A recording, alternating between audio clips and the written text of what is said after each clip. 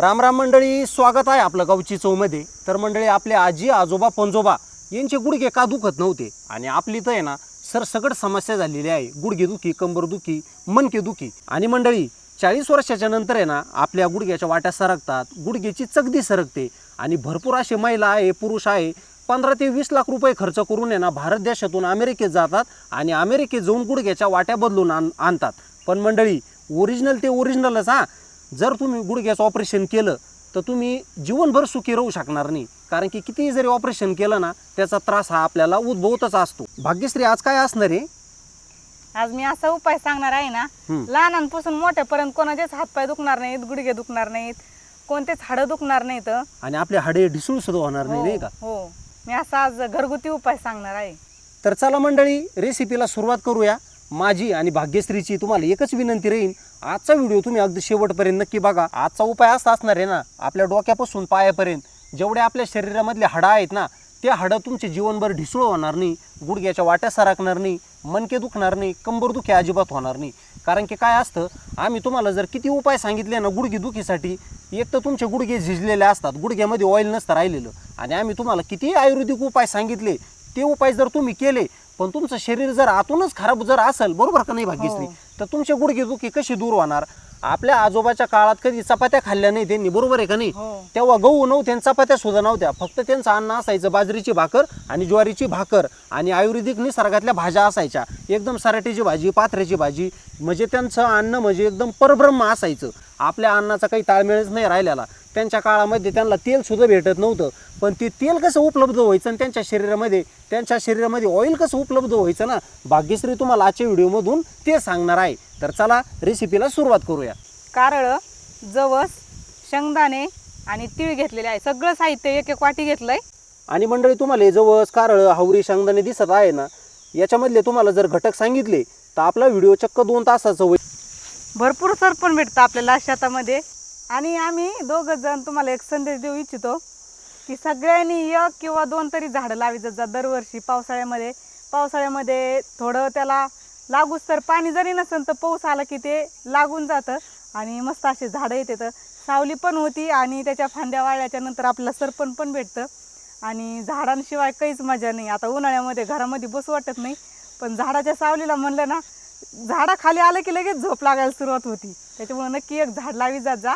दरवर्षी जरी एक झाड लावलं ना तर भरपूर असे झाडं होत जातील. आणि झाडं जर असतील तरच आपल्याला पाऊस होईल, आणि पाऊस असला तरच आपल्याला अन्न भेटल, आपलं धान्य उगवतं शेतामध्ये.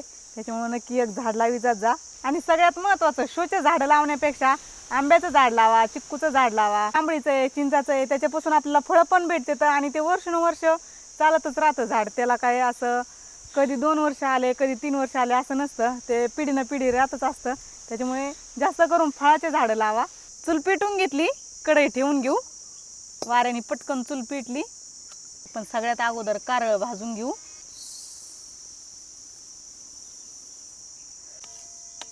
याच्यामध्ये इतकं प्रोटीन असतं, इतकं ऑइल, तेल असतं, आपल्या सगळ्या हाडांना पोचतं हे. त्याच्यामुळे आपले हाडं असे तंदुरुस्त राहतात. असे तेलकट कडधान्य खाल्लेच पाहिजे आपण. केसांसाठी तर अतिउत्तम हे, रोज खाल्ले तरी चालतं. रोज 1 चमचाभर जरी कच्चे कारळ खाल्ले ना आपण सकाळ सकाळ, आपले केस पांढरे होत नाहीत, केसांना मुळापासून पोषण भेटतं. एकदम चुलीचा कमी जाळ ठेवायचा ना? हो, कमी जाळावरच भाजून घ्यायचे. आणि मंडळी, ही आहे आपली लोखंडाची कढई. आपल्याला घटक भेटतो या लोखंडी कढईपासून. शक्यतो लोखंडाच्या कढईमध्येच भाजून घ्यायचं. कढई नसेल तर लोखंडाचा तवा असला ना तरी चालन. आता भाजून घेऊ जवस. किती खमंग सुगंध आलाय कारळाचा. हो, आता हे भाग्यश्रीने तुम्हाला दाखवलं ना, जवस, कारळ, शेंगदाणे, तीळ, हे सगळं कॅल्शियम वाढवणारे कडधान्य आहेत. छान असे गुलमोहरीचे फुलं आले तर पडशाल.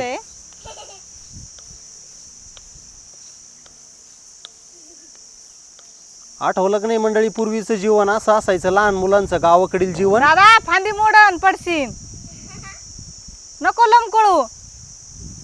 आपलं जवस पण छान असं भाजलंय, काढून घेऊ. आता तीळ पण भाजून घेऊ. भाग्यश्री, जसं आपण गाडीमध्ये ऑइल टाकतो तसंच आपल्या हाडांना ऑइल पोचतं ना याच्याद्वारे. हो. याला अजून एक नाव आहे खुरसणी. आमच्या भागामध्ये याला कारळच म्हणतात. ज्यांच्याकडं खुरसणी म्हणतात त्यांच्याकडं खुरसणी आणि आमच्याकडं कारळ म्हणतात. ते म्हणजे हावरी म्हणतात आमच्या गावाकडं. याच्यामध्ये निघणारं नॅचरल तेल इतकं महाग आहे ना, पण आपण डुप्लिकेट तेल खात होतं. ते आपल्याला काय 100 ते 150 रुपयामध्ये विकत भेटतं 1 लिटर. याचं 1 लिटर तेल म्हणलं ना तर 1000 रुपयाच्या खाली भेटणार नाही आपल्याला. तेलाऐवजी तुम्ही ह्या आहारामध्ये रोजचा पदार्थ खात जा. कधीच तुम्हाला हाडातील कॅल्शियमची कमी पडणार नाही. शेंगदाणे गुळ रोज जर खाल्लं ना आपण तर आपल्याला रक्त वाढीला मदत होते. दवाखान्यामध्ये आपण कधी गेलो की रक्त कमी असेल ना तर आपल्याला शेंगदाणे आणि गुळ खायचं सांगत येतं. आणि जवससुद्धा 1 चमचाभर रोज जर खाल्लं ना आपल्या तोंडामध्ये लाळ तयार होती. आपण आता जरी कच्चं जवस खाल्लं ना तर तोंडामध्ये लगेच अशी भरपूर लाळ तयार होती. आपलं कारळं जवस थंड झालं पाहिजे. आपले तीळसुद्धा छान भाजले तर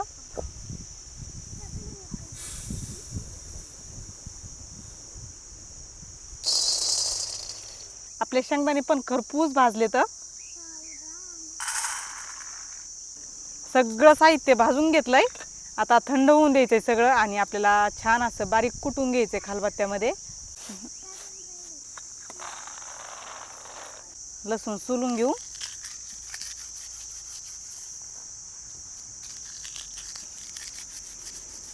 आपलं लसूण गावरान आहे ना त्याच्यामुळे पटकन सालपट निघून जातं त्याचं. सगळ्यात अगोदर आपण कारळ कुटून घेऊ.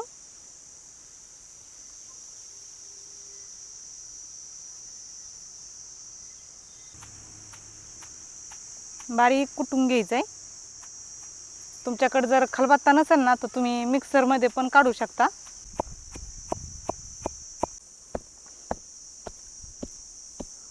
मंडळी तुम्हाला सांगू इच्छितो, हे काही कमी मशागतचं काम नाही. भाग्यश्री, एवढे खलबत्त्यामध्ये कुटायचं सोपं नाही ना. नाही ना, हात गळून येते. हो, असा महिलांचा व्यायाम झाला पाहिजे. पूर्वीच्या काळी महिला 4 वाजता उठायच्या, बरोबर ना. हो, याने काय होतंय, याने जास्त ते सटकतंय ना, मऊ असल्यामुळं बाहेर येतंय. त्याच्यामुळे ही लोखंडाची कुटणी घेतली मी. उकळात कुटीत असते ती. भाग्यश्री, पूर्वीच्या महिला 4 वाजता उठायच्या आणि जात्यावर दळण करायच्या. हो. आणि पूर्वीचे लोक, आपले आजी आजोबा पणजोबा, त्यांनी गिरणीतली पिठं कधीच खाल्ली नाही. नाही ना. सगळं जात्यावर. आणि पूर्वीचे लोक दिवसातून कमीत कमी 100 किलोमीटर पायी पायी चालायचे, तरी त्यांचे कधी हातपाय दुखले नाही. हो, पहिले लोक थकतच नव्हते. हो, त्यांचं खाणं शुद्ध होतं, म्हणजे आहार शुद्ध होता सगळा. दूध पण चांगलं भेटत नाही आता सध्या. आपलं कारळ छान असं बारीक झालंय, दिसतंय का. हो, लई छान. पूर्ण चांगलं असं बारीक केलंय. सुगंध कसा आलाय, पण सुगंध खूप छान सुटलाय. आता याच्यामध्ये आपण लसूण आणि मिरची पावडर टाकू. मीठ पण टाकून घ्यायचंय. आणि खलबत्त्यामध्ये आपण जेव्हा कारळ टाकलं होतं ना तेव्हा अर्धा खलबत्ता आलता. आता कुटल्यामुळं पूर्ण फुल भरलाय. याला जर अजून कुटलं ना तर तेल सुटायला सुरुवात होती. त्याच्यामुळे आपण याच्यामध्ये आता थोडासा लसूण टाकू. मी लसूण पण भरपूर घेतलाय. 1-1 कांडी सगळ्यामध्ये टाकून घ्यायची. लसूण टाकून घेतलाय. याच्यामध्ये टाकून घेऊ 1 चमचाभर मिरची पावडर. जास्त तिखट पण नाही करणार, कारण की रोहित ते खातेत ना, त्याच्यामुळं कमी तिखट असेल तर चालन. मीठ आपलं आहे सेंदा नमक, त्याच्यामुळे जास्त ठोसर दिसतंय, लालसर असतं ते मीठ. आता हे परत एकदा चांगलं कुटून घेऊ. सगळं एकजीव झालं पाहिजे.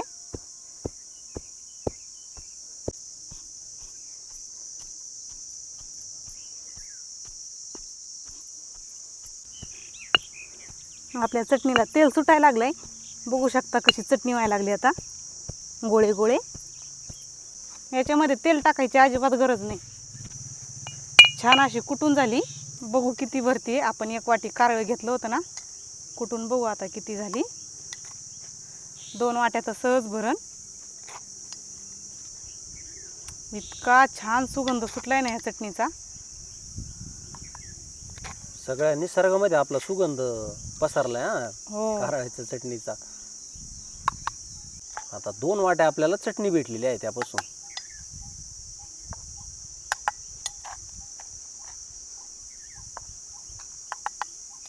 जी चव तुम्हाला खलबत्त्यामध्ये कुटून किंवा उघडामध्ये कुटून भेटेल ना ती चव तुम्हाला मिक्सरमध्ये चटणी काढलेली भेटणार नाही. कधीच भेटणार नाही. थोडीशी आपली मेहनत लागती, पण चव एकच नंबर लागते. मग बरोबर 2 वाट्या भरल्यात आपल्या.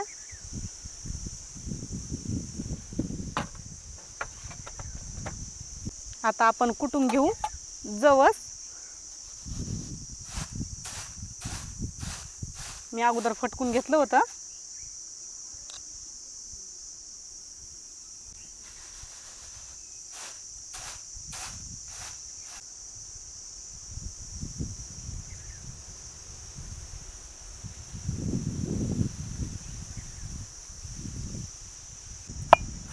मऊ असल्यामुळे सटकतं आणि भाजलेलं जवस खायला इतकं खमंग लागतं ना. आता मी आणि यांनी किती वेळ झालंय भाजल्यापासून बरंचसं जवस खाल्लंय. आणि आजकाल काय झालेलं आहे मंडळी, आपली लहान मुलं येडवणे करतात ना, आपण त्यांना 5 रुपये देतो, 10 रुपये देतो, ते आणतात चाऊमिन, कुरकुरे, बिस्किट, वेफर्स, बरोबर आहे की नाही? हो. पण खरोखर तुम्हाला तुमच्या मुलांचं जर भविष्य व्यवस्थित घडवायचं असेल, तुम्ही जसं शिक्षणाला महत्त्व देता ना, तसं त्यांच्या आहे ना तब्येतीवर लक्ष द्या. पूर्वी आपल्याला शाळेच्या समोर दुकानं असायचे, तिथं भेटायचे तिळगुळाचे लाडू. हो. चॉकलेट नव्हतंच तेव्हा दुकानात. हम्म. चॉकलेट, आईस्क्रीम, चोकोबार, कोन आता आले ते. तुम्ही स्टँडर्ड खाणं पसंत करत असाल, पण आमच्या गावाकडील आणि शेंगदाणे, कारळं, जवळ झालं ना, हे सगळ्यात स्टँडर्ड खाणं आहे माणसाचं. आजकाल आपला स्वभाव असा झालेला आहे, आपण प्लॅस्टिकच्या वस्तू खातो आणि त्याच्यातच मोठेपण समजतो.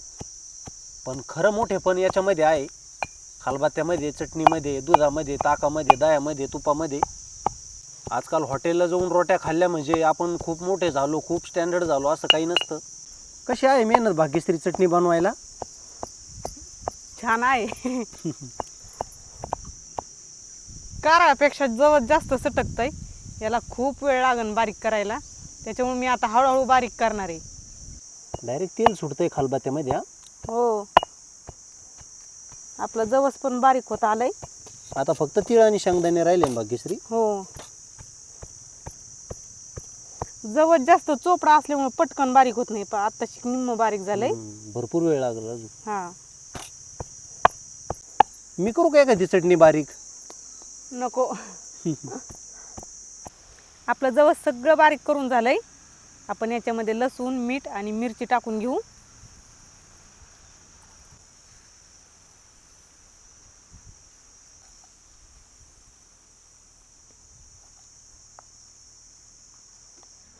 सगळं एकजीव झालं पाहिजे.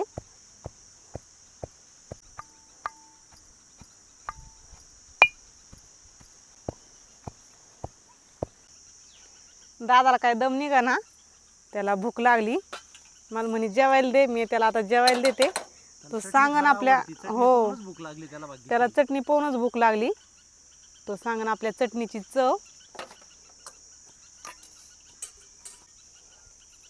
त्याला भूक लागली आता उड्या मारू मारू.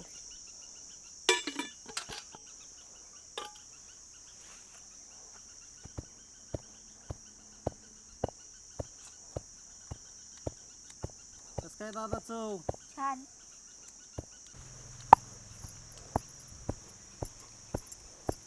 दादा आता पोटभर जेवणार आहे.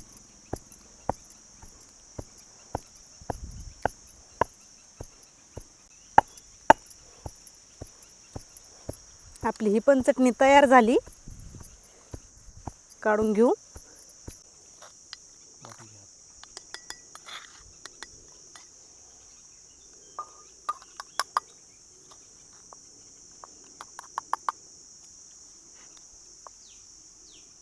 काय लेअर आले चटणीला. हम्म.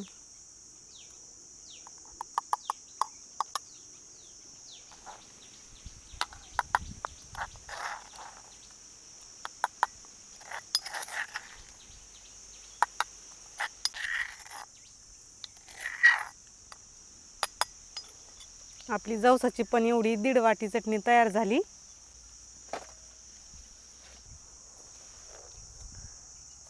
आपण आता कुटू शेंगदाण्याची चटणी.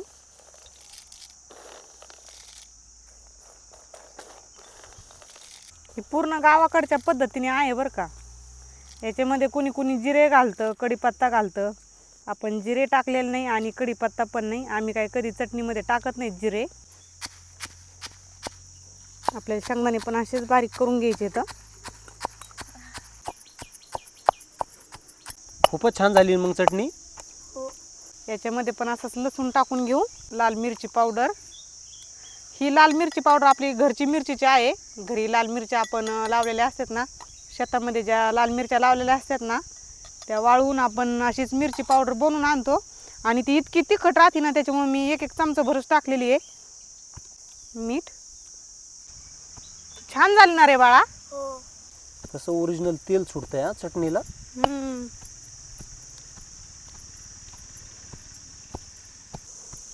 छान असं आपलं शेंगदाण्याच्या चटणीला तेल सुटायला लागलंय. अशी चोपडी चोपडी झाली का मग सुगंध सुटला ह्या पण चटणीचा.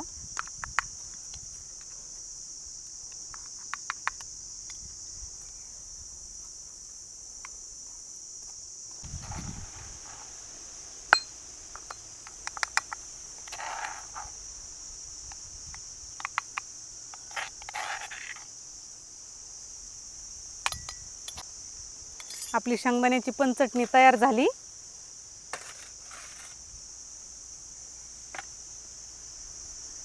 आता राहिली तिळाची चटणी.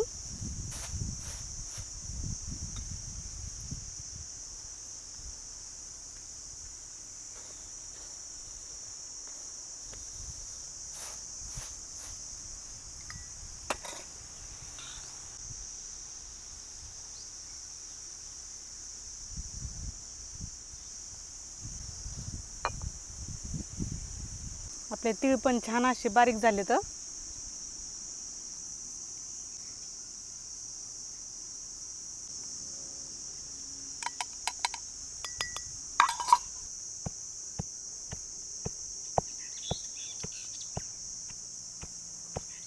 हे सुद्धा आपल्याला एकजीव होऊस तर कुटून घ्यायचंय.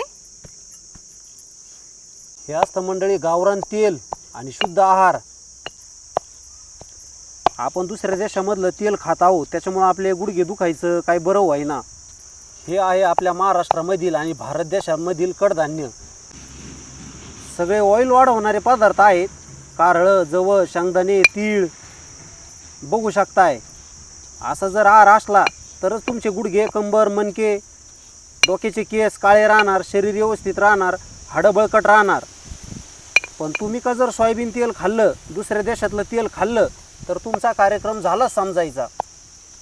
आपली ही पण चटणी छान अशी तयार झाली. ही होती आपली महाराष्ट्राची, भारत देशाची संस्कृती. घरच्या घरी चटण्या बनवणं, कडधान्य खायचं. अजून सुद्धा आपल्या महाराष्ट्रामध्ये, भारत देशामध्ये ह्या सगळ्या वस्तू आहेत, पण आपण विसरत चाललो आहोत. म्हणूनच तर मी भाग्यश्रीने आज तुम्हाला हे सर्व काही बनवून दाखवलेलं आहे. दुकानामध्ये न जाता, हॉटेलमध्ये न जाता तुम्ही घरच्या घरी असा खलबत्ता आणून चटण्या बनवा. थोडंसं मिक्सरला दूरच ठेवा आपल्या घरातून. आता मिक्सर तर काळाची गरज झाली हो. हो, गरज झाली, पण तू जर ह्याच चटण्या जर मिक्सरमध्ये काढल्या असत्या तर चव नसतं लागली. त्या हो, चटणी निम्मी चव कमी होती एवढं आहे. निम्मी चव कमी होती, त्याच्यातलं ऑइल, तेल निघून जातं. मिक्सर म्हणजे काय आहे, फक्त मशीन वेळ वाचण्यासाठी. हो, झटपट. आता याला वेळ लागला मला, 1 तास झाले मी एवढ्या चटण्या कुटायला. भरपूर वेळ लागलाय, पण मी हळूहळू सगळ्या कुटून घेतल्यात. आपल्या सगळ्या अशा चटण्या तयार झाल्यात. तर चला मंडळी, भाग्यश्रीने भरपूर कष्ट घेतले. आपली शेंगदाण्याची, हावरीची, जवसाची आणि तिळाची चटणी बनवलेली आहे. आणि चटण्या अशा फार सुंदर झालेल्या आहेत.